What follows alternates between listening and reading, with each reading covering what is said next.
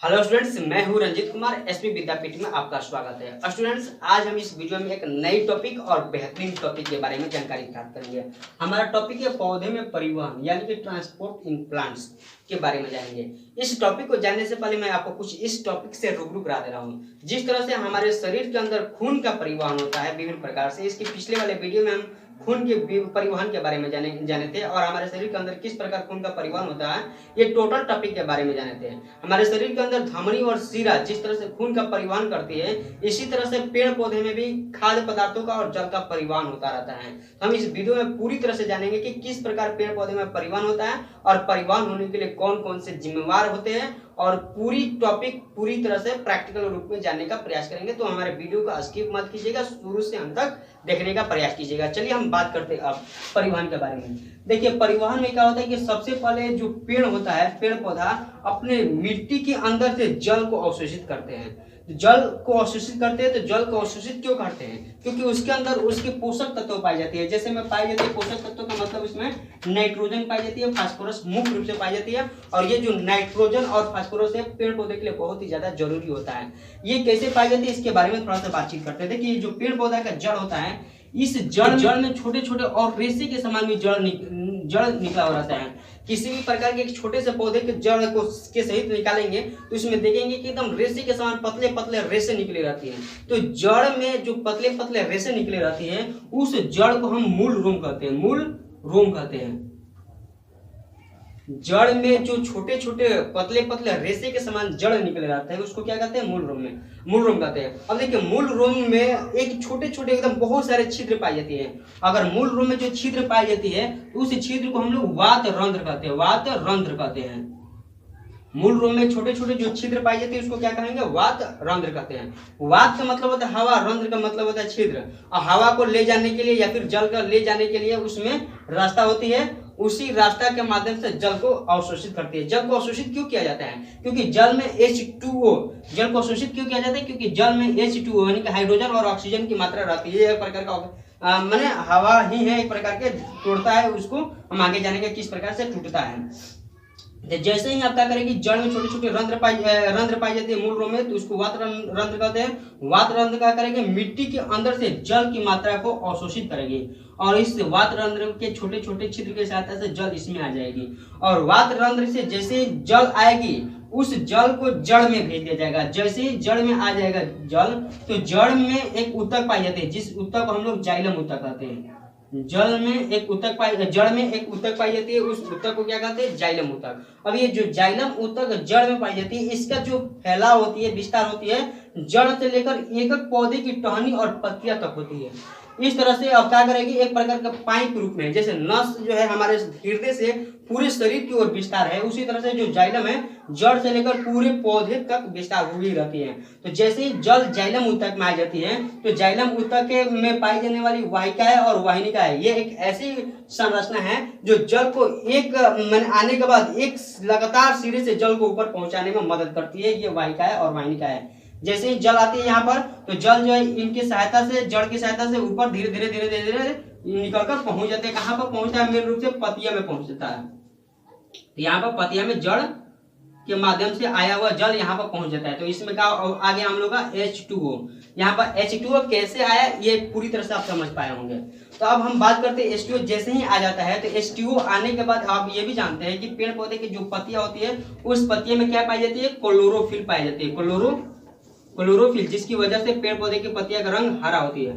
अब देखिए, क्लोरोफिल तो पाई जाती है और साथ ही साथ ये भी हम जानते हैं कि जैसे ही सूर्य का प्रकाश पेड़ पौधे में मिलता है, सूर्य के प्रकाश मिलने के बाद ये जो जल होते हैं दो भागों में बढ़ जाता है। ये टॉपिक जानने से पहले एक बात और बता देता हूँ कि पेड़ पौधे के अंदर छोटे छोटे जो पत्तियां होती है उसके अंदर रंध्र पाई जाती है, छोटे छोटे रंध्र पाई जाती है। उस रंध्र की सहायता से पेड़ पौधे जो श्वसन लेते हैं तो कार्बन डाइऑक्साइड उसमें प्रवेश कर जाती है। तो उसमें क्या क्या चीज आ गया पेड़ पौधे के पत्तियों में? कार्बन डाइऑक्साइड श्वसन के माध्यम से आ गया। जल जो है इस जड़ के माध्यम से जाइलम ऊतक की सहायता द्वारा वाहिकाएं और वाहिनिकाएं की सहायता से यहाँ तक आ गया। और क्लोरोफिल पहले से मौजूद है। अब यहाँ पर सूर्य के प्रकाश यानी कि सनलाइट की जरूरत पड़ेगी।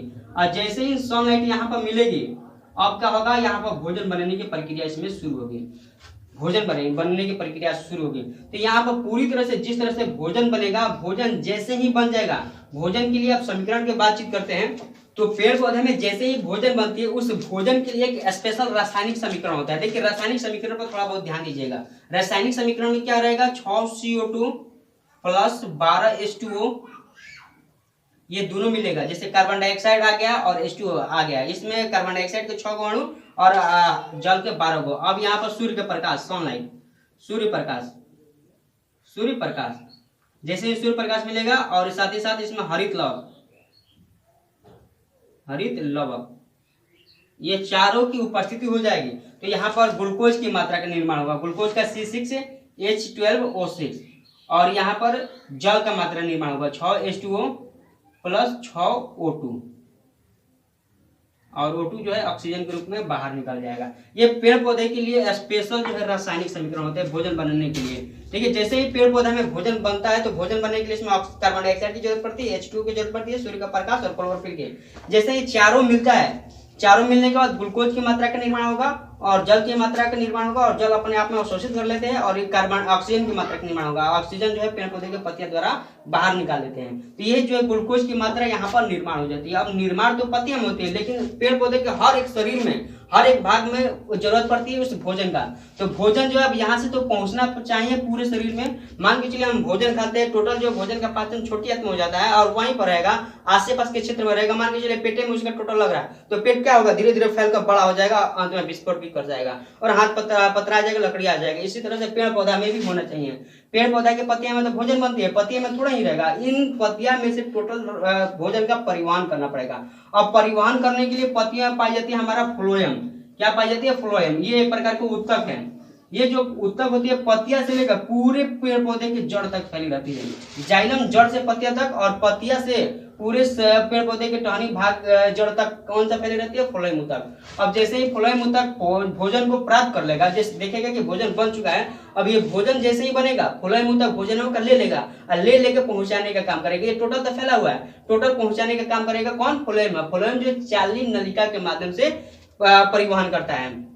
एक प्रकार की चालनी नलिका पाई जाती है। चालनी नलिका का मतलब जो भी बेकार पदार्थ निकले बनेगा वो तो बाहर छोड़ देगा और जो ही आवश्यक पदार्थ निकले बनेगा उसको छान के पूरे पेड़ पौधे की हर एक भाग में पहुंचा देती है। ये पहुंचाने का काम करती है और ये क्या चीज पहुंचाने का, ये खाद्य पदार्थ का पहुंचाने का काम करती है। और ये क्या पहुंचाने का काम करती है, जल का पहुंचाने का काम करती है। जल कहाँ तक पहुंचाती है, ये पत्तियां तक पहुंचाती है। फ्लोएम खाद्य पदार्थ कहाँ तक पहुंचाती है, पेड़ पौधे का हर एक भाग में पहुंचाती है। अब इसकी थोड़ा बहुत और चर्चा कर लेते हैं इसके बारे में। तो देखिए अब जो जाइलम उत्तक होते हैं कहाँ पर पाई जाती है, जड़ में पाई जाती है। इसका क्या काम होता है, जल का परिवहन का काम होता है।